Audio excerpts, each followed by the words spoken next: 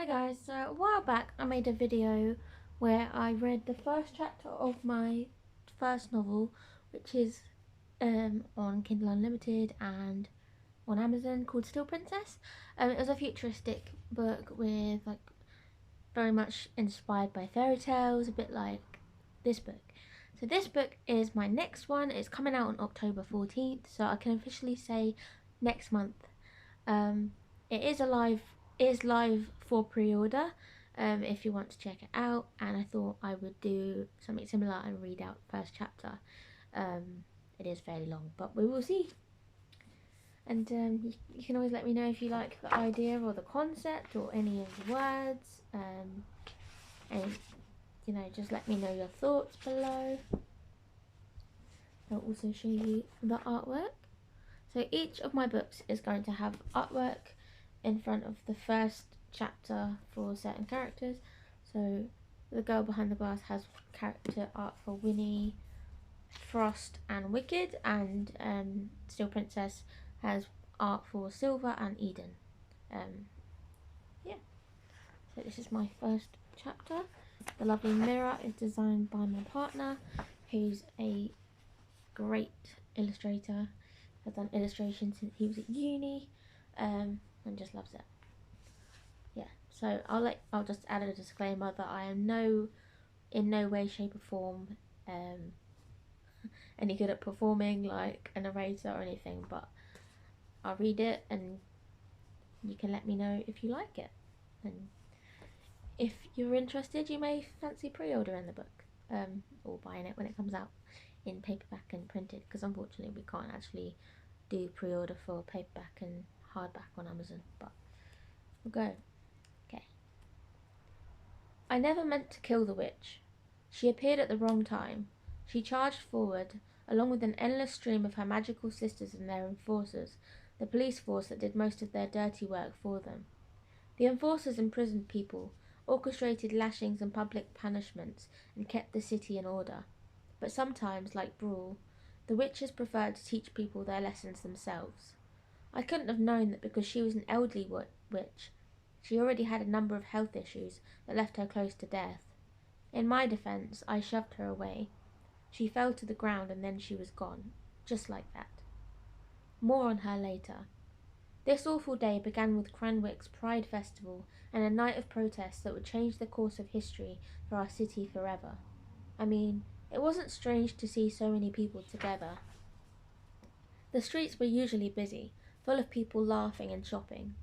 Cranwick was the kind of place where you were never bored because there was always something to do. The perfect utopia, or so one would think. Although it might have looked pretty on the outside, it was a living nightmare. There was no way in or out of Cranwick. That was its curse. There were no visible doors, only strange mirror portals that were known to be well guarded by the enforcers. There was also a wall that stretched like a snake all the way around the city, built with little towers and well-hidden walkways for them to peer down at us from above, scrutinizing our every move and forever eliminating any possible threats to their world. All on behalf of the witches they worked for. Cranwick, Mirror Village. Cranwick, a beautiful prison. Imagine living in a dystopian world where your day-to-day life was monitored and controlled by ancient witches, all because a previous mayor from centuries ago decided to kill one of their own. Not fun, right?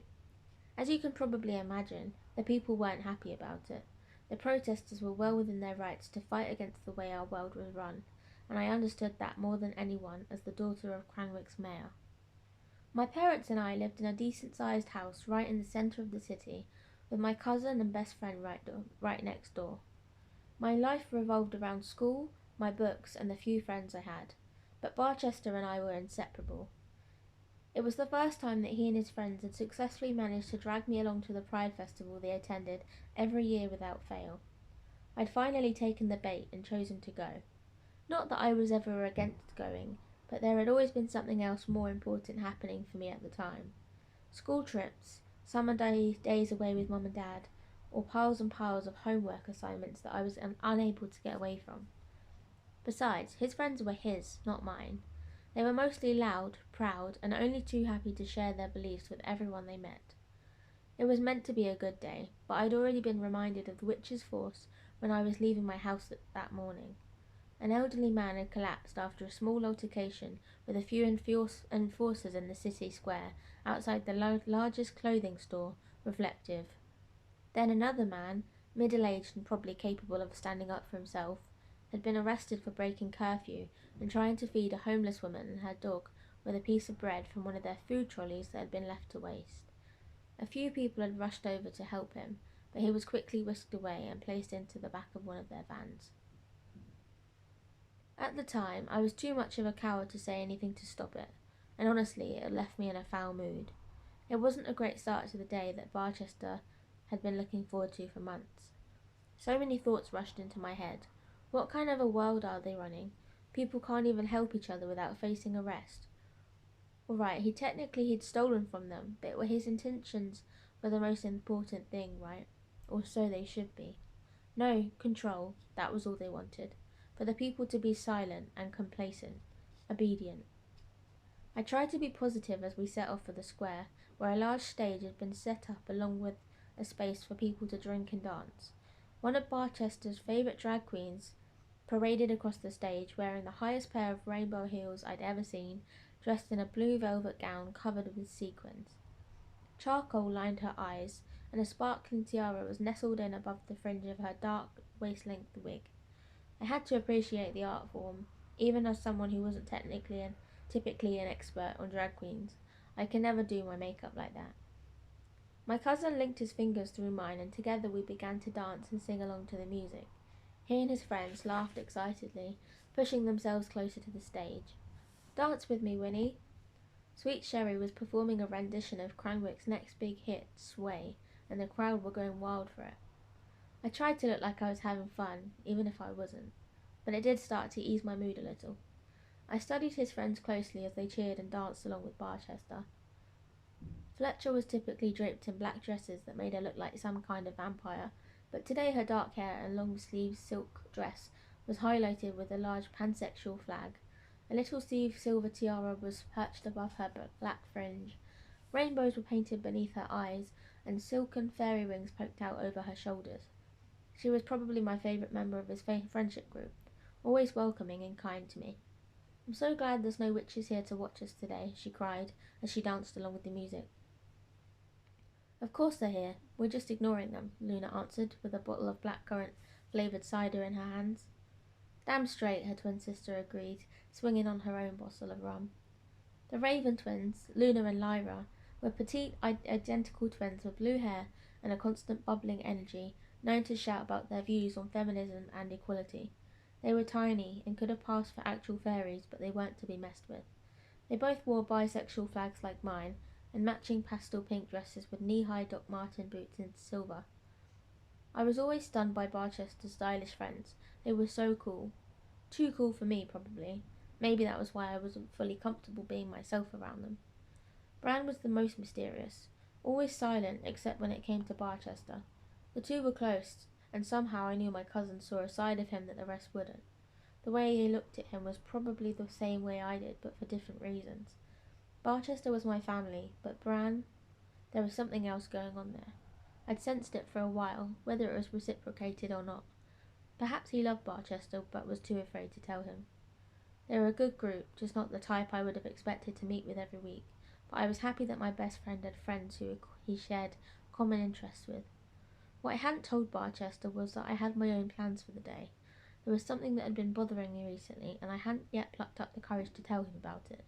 For a few weeks now, I'd been watching my mother sneaking around the house at night in fancy clothes, ball gowns, as if she were going to a costume party or having some kind of affair.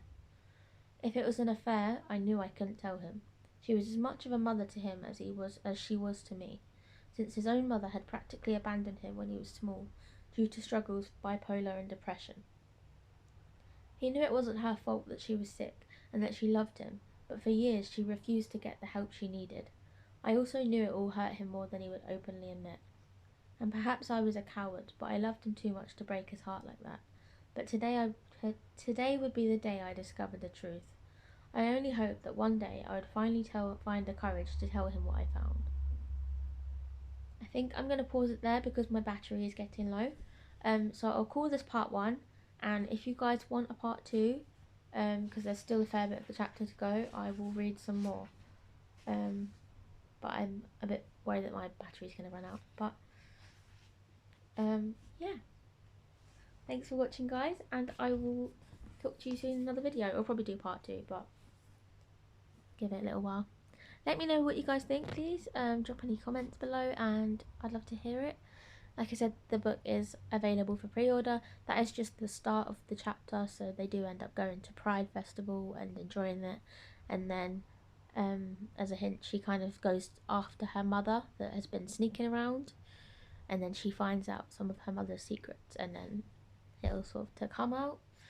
But yeah, stick around for part 2. Thanks, guys.